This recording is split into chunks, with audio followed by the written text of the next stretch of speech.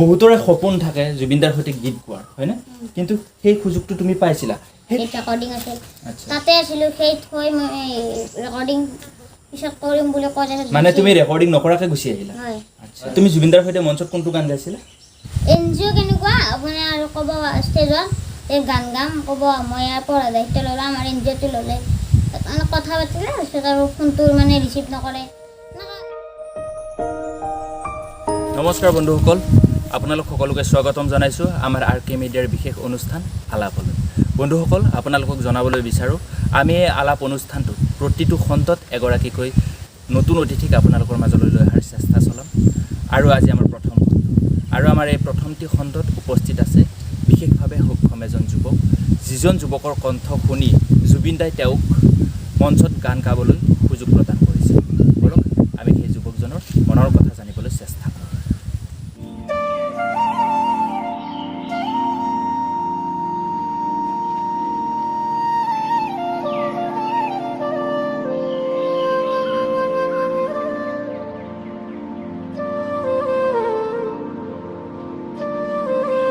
বন্ধুসকল আৰু আমাৰ মাজত এয়া কুলদীপ নমস্কাৰ।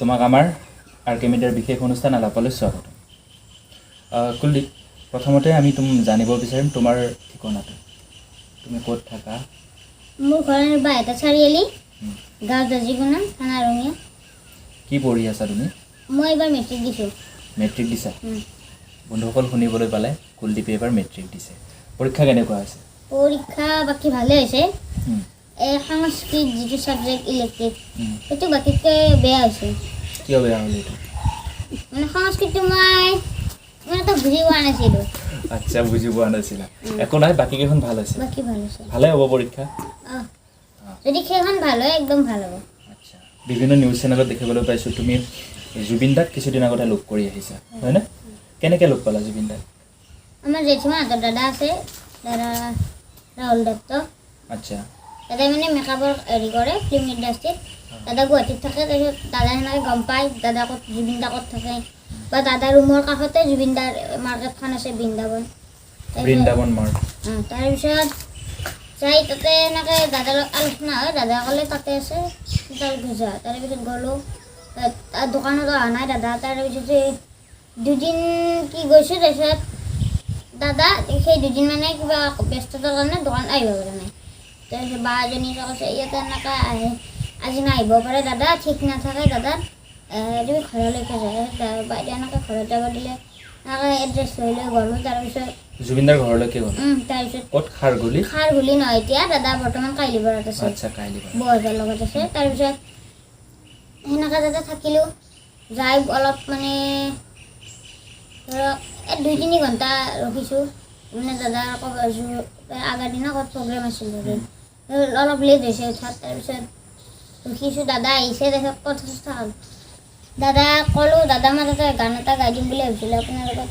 তাৰপিছত হ'ব এতিয়া গা তাৰপিছত গালোঁ কোনটো গান গাইছিলা তুমি যে পপিয়া তৰা গানটো আমাৰ সেই গানটো আমাৰ যিসকল দৰ্শকে বৰ্তমান তোমাৰ মোৰ এই ভিডিঅ'টো চাই আছে সেইসকল দৰ্শকক তুমি এই গানটো এবাৰ শুনাই দিবানে পপিয়া তৰা দিয়া গানটো এবাৰ শুনাই দিয়া আমাৰ দৰ্শকসকলে শুনিবলৈ বিচাৰিব মানে তুমি যে পপিয়া তৰা আকাশত বুৱতী নৈ তুমি যে আৱৰি ধৰা ভিতৰে বাহিৰে বৈ উশাহৰ গভীৰ পিয়াহত তুমি যেন জীয়া চৰাই হৈ তুমি যে পপিয়া তৰা আকাশত বুৱতী নৈ তোমাতে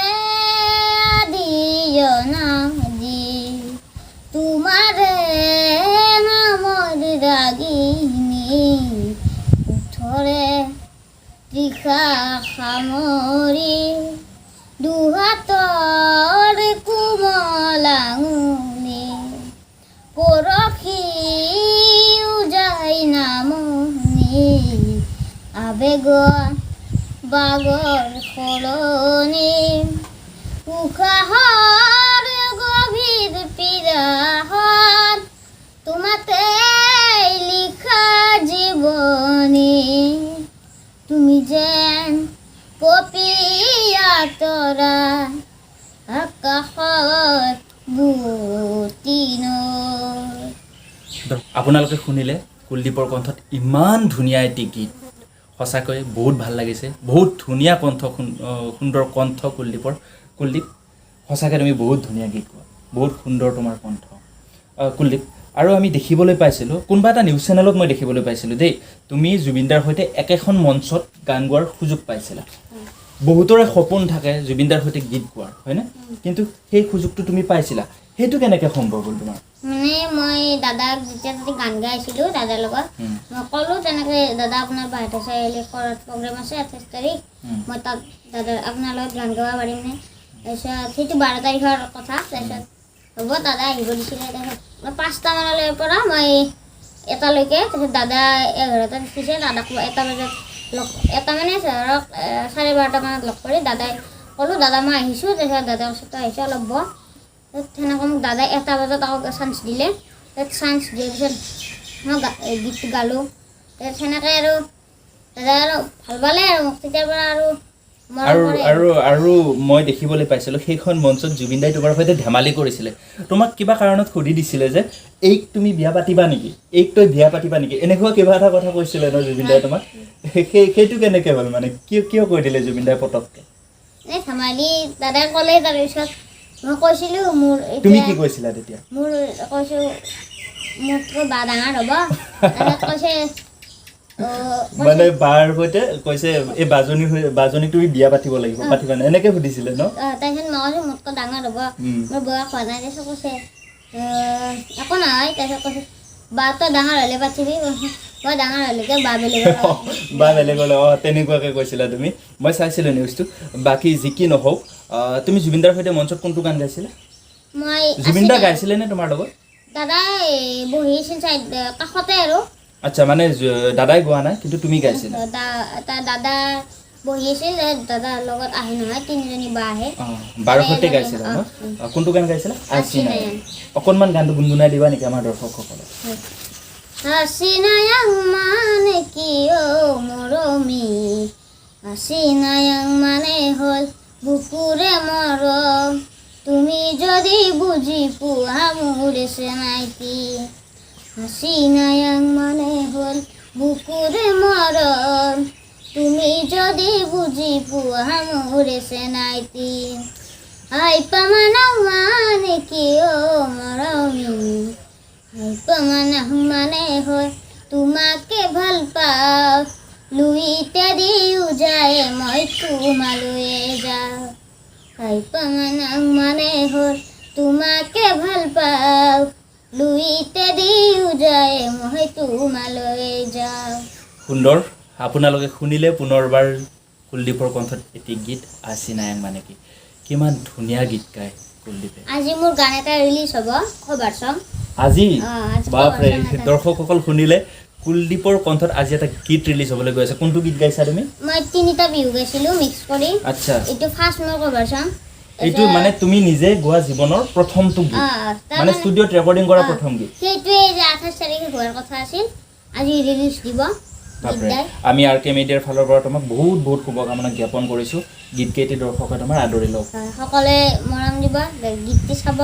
তুমি যিহেতু পঢ়ি আছা, তুমি যিহেতু গানো গাই আছা, গান গোৱাত জুবিনদাই তোমাক যথেষ্টখিনি সহায় কৰিছে, হয়নে? আৰু মেট্ৰিকৰ ৰিজাল্টৰ পিছত তোমাক আগলৈ যথেষ্টখিনি সহায় কৰিম বুলি দাদাই তোমাক কথা দিছে।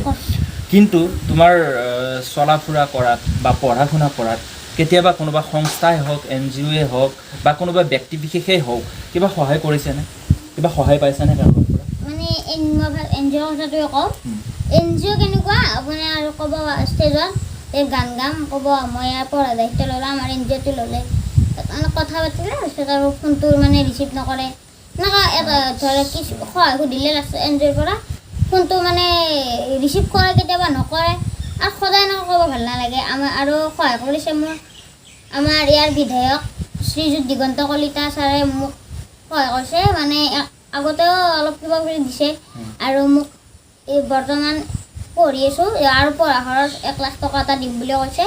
আমাৰ কমলপুৰ সমষ্টিৰ বিধায়ক হয়। দিগন্ত কলিতা ছাৰে তোমাক 1 লাখ টকা পঢ়াৰ কাৰণে দিম বুলি কৈছে হয় জি। এইটো বহুত ভাল কথা হয়নে কিন্তু দৰ্শকসকল যদি কোনোবা NGOৰ ব্যক্তি বিশেষে এই ভিডিঅ'টো চাই আছে তেতিয়াহ'লে মই আপোনালোকক জনাবলৈ বিচাৰিম আশা দিয়াতকৈ আশা নিদিয়ায়ে ভাল কাৰণ কুলদীপে ক'লে বহুত NGO আহে তেখেতক কয় 3টা 4টা মান আহিছে 3টা 4টা NGO অলৰেডি আহিল কয় অমুক খৰচটো দিম পঢ়াত সুবিধা কৰি দিম কিন্তু পিছত যেতিয়া ফোন কৰে ফোন ৰিচিভ নকৰে এইটো অতিকৈ দুখ লগা কথা কুলদীপ আমাৰ এই ভিডিঅ'টিৰ জৰিয়তে যদি তোমাক কোনোবা ব্যক্তিক যিকোনো ধৰণৰ সহায় কৰিবলৈ বিচাৰে তেতিয়াহ'লে তুমি তোমাৰ নাম্বাৰটো এবাৰ কৈ দিবা নেকি আমাৰ দৰ্শকসকলক মোৰ মোবাইল নম্বৰ হ'ল 7399486881 দৰ্শকসকল কুলদীপে নাম্বাৰটো আপোনালোকক কৈ দিলে আৰু আমাৰ স্ক্ৰীনত নাম্বাৰটো আহি আছে আপোনালোকে যদি কোনোবা ব্যক্তিয়ে হওক কোনোবা সংস্থাই হওক কুলদীপক যিকোনো ক্ষেত্ৰত গীতৰ ক্ষেত্ৰখনতেই হওক পঢ়াৰ ক্ষেত্ৰখনতেই হওক চলা ফুৰাৰ ক্ষেত্ৰখনতেই হওক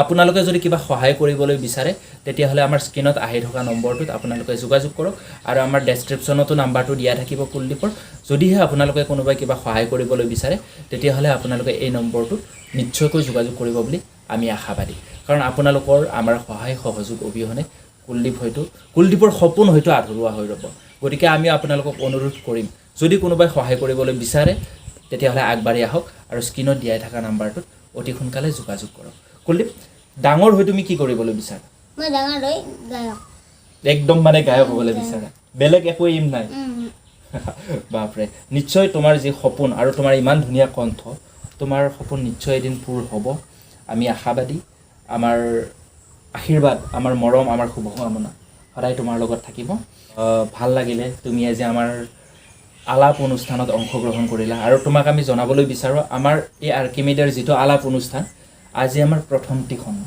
আৰু প্ৰথমটি খণ্ডত তুমি আমাৰ প্ৰথমজন অতিথি তোমাক বহুত বহুত ধন্যবাদ জ্ঞাপন কৰিছোঁ আমাৰ অনুষ্ঠানলৈ তুমি আহিলা ইমানখিনি সময় দিলা গতিকে তোমাক অশেষ ধন্যবাদ আৰু মোক যদি বিহু মঞ্চত পাব বিচাৰে এতিয়া নম্বৰটোত কণ্টেক্ট কৰিলে হ'ল হয় দৰ্শকসকল এইটো এটা জৰুৰী বিষয় কুলদীপক যদি কোনোবাই অকল বিহু মঞ্চ বুলি নহয় ন হয়, যিকোনো মঞ্চত যিকোনো অনুষ্ঠানত যদি আপোনালোকে পাবলৈ বিচাৰে আমাৰ স্ক্ৰীনত দিয়া নাম্বাৰটোত আপোনালোকে কুলদীপক যোগাযোগ কৰিব পাৰে আকৌ কৈছোঁ আপোনালোকৰ সহায় সহযোগ অবিহনে কুলদীপৰ যি আশা সেই আশা সম্পূৰ্ণ হয়তো নহ'ব আপোনালোকৰ সহায় সহযোগ নিতান্তই প্ৰয়োজন হ'ব গতিকে আপোনালোকে যদি কুলদীপক যিকোনো অনুষ্ঠানত পাবলৈ বিচাৰে গীতৰ ক্ষেত্ৰত আপোনালোকে স্ক্ৰীনত গৈ থকা নম্বৰটোত আজিয়ে যোগাযোগ কৰক আৰু দৰ্শকসকল আজি আমাৰ আলাপ অনুষ্ঠানৰ সামৰণি ইয়াতে পেলাইছোঁ পুনৰবাৰ পৰৱৰ্তী খণ্ডত আমি এগৰাকী নতুন অতিথিক আপোনালোকৰ মাজলৈ লৈ আহিবলৈ যত্ন কৰিম আজি আমাৰ প্ৰথমটি খণ্ড বহুতো হয়তো ভুল ভ্ৰান্তি হৈছে তাৰ বাবে আপোনালোকৰ ওচৰত ক্ষমা বিচাৰিছোঁ